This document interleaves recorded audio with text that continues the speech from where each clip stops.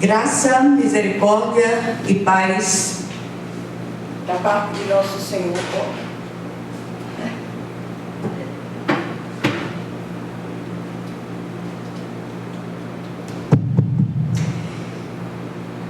Outra vez, graça, misericórdia e paz da parte de nosso Senhor e Salvador Jesus Cristo. Amém?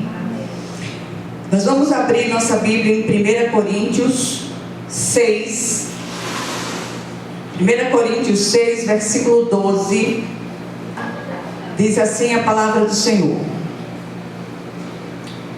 tudo me é permitido, mas nem tudo convém.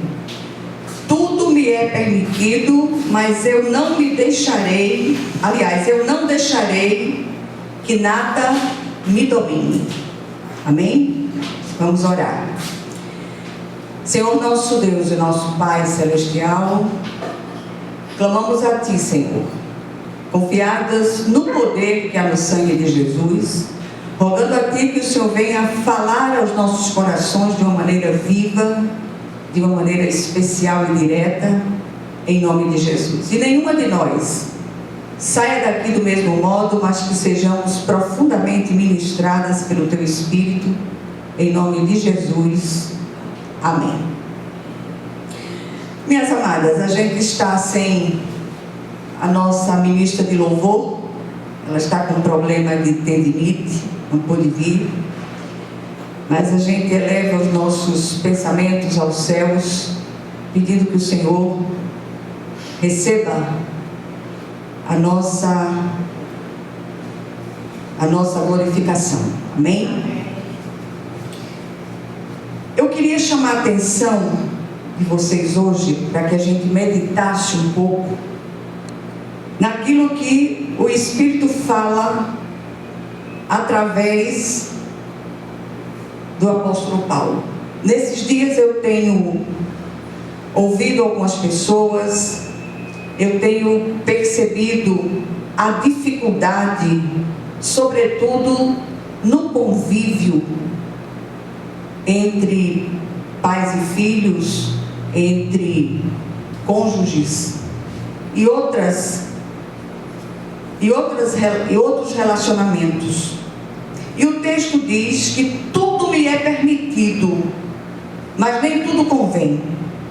Tudo me é permitido, mas eu não deixarei que nada me domine. Há pouco nós estávamos falando ali da história da minha mãe. Mamãe é uma pessoa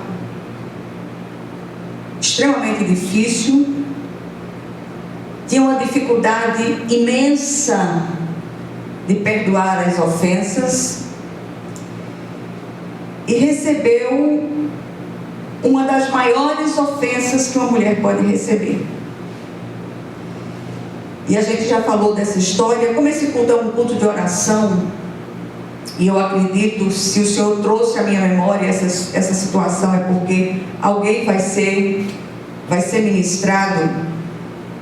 Mamãe com o casamento marcado, tudo pronto, faltando 10, 15 dias, meu pai acaba o casamento, desfaz aquele compromisso, porque já havia casado com outra pessoa.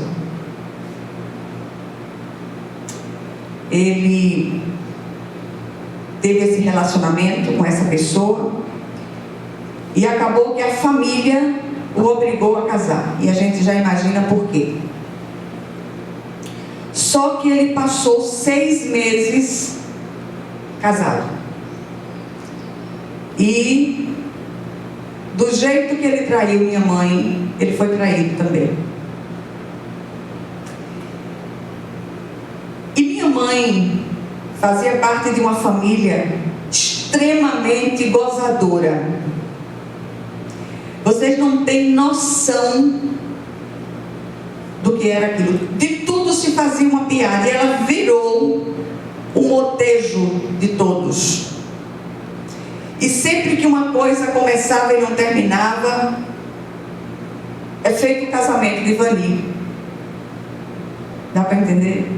Então ela virou a gozação no meio da família. 6 meses depois, ele resolve, depois da traição que recebeu daquela esposa de última hora, ele volta para ela. E ela, por conta de tudo que estava vivendo em termos de família, resolveu aceitar como uma vingança. E todos os anos de casamento, os filhos que nasceram, nós nunca podemos ver uma manifestação de carinho. Não. E foi desse lugar que eu vim. E no meio da minha caminhada, eu me encontro com Cristo, que mudou radicalmente a minha história. Uma das primeiras lições que eu aprendi com Jesus foi a lição do perdão. Às vezes, dependendo da situação, o perdão fica difícil, mas aí eu vou treinando, até que aquilo tome forma no meu coração e aconteça de verdade. Minha mãe dizia: se fizer comigo, faça bem feito, eu não perdoo nem na hora da minha morte. E foi assim que aconteceu. A vida do meu pai foi uma vida de tristeza, foi uma vida de assombro. Ele murchou, ele saiu murchando durante a vida.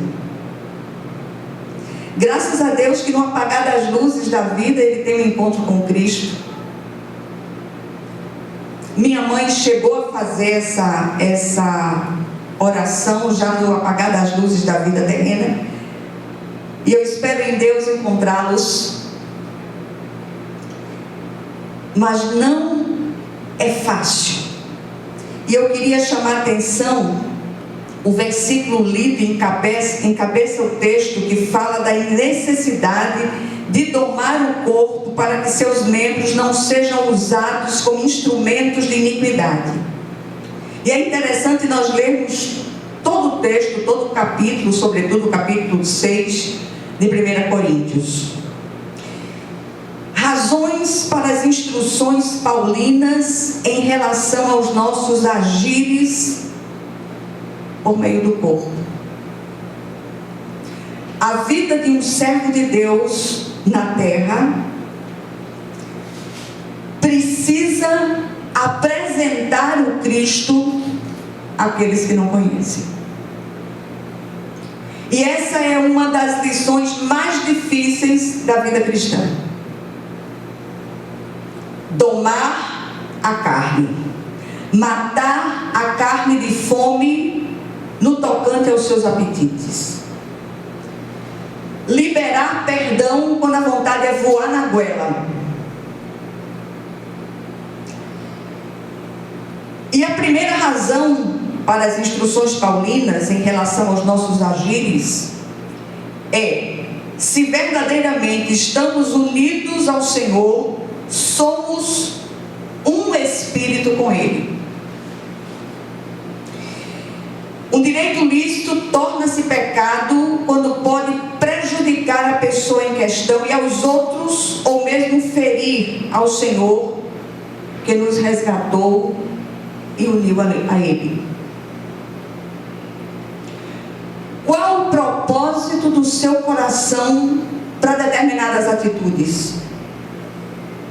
Nós não podemos esquecer que o Senhor, Ele sonda os nossos corações. Ele conhece a palavra antes que ela chegue à nossa boca. Isso é sério demais. E parece que à medida que nós caminhamos na jornada cristã, nós vamos perdendo de vista determinadas coisas ao conviver com determinadas posturas e atitudes lá fora.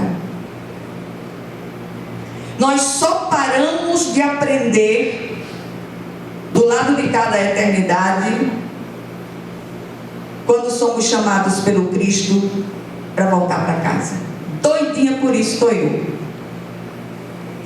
Quando o apóstolo Paulo diz aos Filipenses: tudo posso naquele que me fortalece, ele falava num contexto de sofrimento, e uma das primeiras expressões que sugere o complemento à ação do texto é suportar. Tudo posso suportar naquele que me fortalece.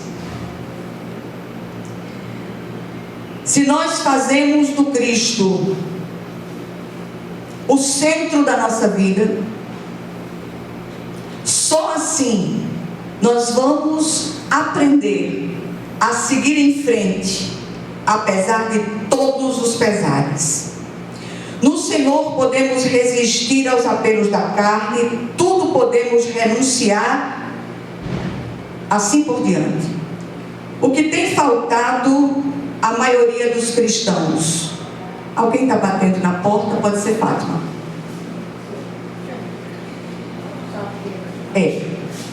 O que tem faltado à maioria dos cristãos contemporâneos? Presença soberana do Espírito no controle da casa espiritual. Se o Senhor é o nosso dono, realmente entreguemos a Ele as chaves do santuário, o qual somos nós. Ele vai determinar o que nos convém ou não. É preciso que estejamos continuamente em sintonia com o trono da graça. Não tem essa de desligar o corpo, a mente da presença do Cristo. Não tem. Porque nós não nos pertencemos mais. Nós fomos compradas por preço de sangue. E já não servimos mais a nós mesmos, mas ao Senhor. E por mais que nós andemos nesta terra, se estamos aqui, tem algo a ser feito em nós. Tem mudanças para serem feitas. Tem consertos para serem feitos. E uma das orações mais necessárias diante de Deus é: Senhor, sonda o meu coração, vê se há em mim caminhos maus e me conduz ou reconduz ao caminho eterno. A segunda razão para as instruções paulinas aqui em relação aos nossos agires por meio do corpo. Segunda, nosso corpo é santuário de Deus. Eu tenho pensado muito na falsa ideia de liberdade que tem permeado os meios cristãos, sobretudo dos nossos dias. Essa liberdade tem descambado para a libertinagem, para a licenciosidade, que dá vazão às muitas inclinações da carne. É o que um pastor amigo chamava de o crente Gabriela. Eu nasci assim, vou morrer assim. Mas não é desse jeito. Você era assim porque você tinha nascido segundo a carne, mas hoje você nasceu segundo o Espírito. E as coisas velhas passaram e tudo se fez novo. Usa-se tudo, vai-se a todos os lugares, associa-se com todos, pratica-se de tudo. Qual a diferença então entre o cristão e o mundo? Cabe a nós não permitir que nada nos domine, a não ser o próprio Cristo. Isso é fácil? Claro que não. O apelo da carne é muito grande. Os apetites do corpo são terríveis. E nós precisamos dia a dia levar o nosso corpo à obediência de Cristo. Esquecemos que crer não nos isenta de pensar, de ponderar sobre as nossas escolhas e sobre aquilo que é tão generosamente oferecido a nós. O pecado, ele é interessante, ele é atraente, ele chama a atenção, e o adversário prepara o ambiente e ele trabalha sob demanda. Como assim? Ele é um grande publicitário, nosso adversário. Ele sabe exatamente o que é ou pelo que a nossa carne clama. E ali ele vai preparar o terreno para trazer aquele produto para você aceitar. O Santo Espírito que habita no verdadeiro cristão dá o tom das nossas decisões e inclinações. A questão é o quanto temos alimentado a nova e a velha e teimosa natureza que insiste em permanecer. A mais bem alimentada será fortalecida e prevalecerá. E terceira coisa, fomos comprados por preço de sangue. Não somos mais de nós mesmos. Precisamos glorificar o Senhor por meio do nosso corpo. E a cada um de nós foi dada a capacidade de vigiar. Não é ninguém que vai fazer isso por você. Se bem que não falta quem aponte os nossos pecados e os nossos erros. Mas a única pessoa a qual foi dada a capacidade de autoanálise foi a nós mesmos. Esquecemos que a moderação em tudo é boa. Tem faltado sobriedade e vigilância. Tudo por falta de uma doutrina sólida e alicerçada na rocha que é o Cristo. É certo que Cristo nos libertou para experimentarmos uma liberdade. Contudo, a liberdade dos filhos de Deus não é de modo algum licença para fazer aquilo que entristece o Espírito de Deus. Não. Paulo ainda chama atenção para o fato de que a nossa liberdade não pode dar lugar à carne. A liberdade adquirida é antes na esfera espiritual para que experimentemos livre acesso à presença do Pai. Liberdade para servi-lo, liberdade para adorá-lo, sem as amarras da religiosidade exterior, liberdade para fazer a sua vontade soberana. É certo que essa falsa ideia de liberdade tem encontrado amparo no mundanismo que tem adentrado a igreja com suas fórmulas e estratégias perigosamente malignas. O Senhor está chegando. Jesus está vindo para buscar a sua igreja. E essa afirmação, ela é uma realidade cada vez mais próxima. Quando será isso? Não sei. Ninguém sabe. Mas o tempo hoje é um tempo de preparação. Preparação para que nós adentremos a mansão celestial. Que nós cheguemos àquela estatura de varões e varoas perfeitas. Que nós nos aprontemos para esse encontro glorioso com o Senhor Jesus Cristo ressurreto. Fácil não é. E eu comentava há pouco com as irmãs o fato de que de onde eu vim, todo o alicerce preparado era para que eu andasse a anos-luz do Senhor. Mas o Senhor foi lá e me resgatou. literalmente me tirou do reino das trevas e me trouxe para o reino do Filho do seu amor. Ainda não estou pronta, porque ainda estou aqui. Mas o Senhor está trabalhando em mim e em cada uma de vocês. E o grande canteiro do fruto do Espírito são as situações adversas e, sobretudo, as nossas famílias. Como é difícil conviver em família. Hoje, os casamentos, eles são relâmpago. Acaba-se um relacionamento na maior facilidade.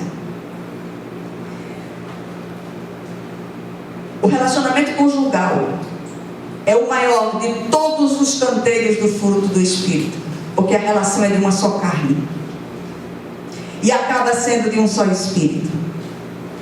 E é ali que nós aprendemos a andar segundo a vontade soberana de Deus.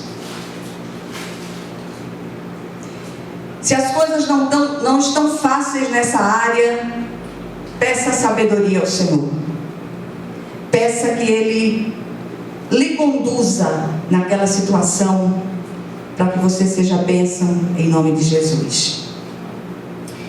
Que o Senhor nos dê discernimento para os nossos agires e escolhas.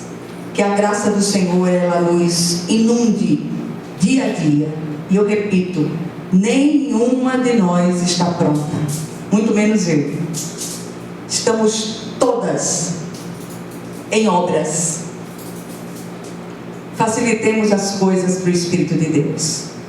Quanto mais cedo aprendermos,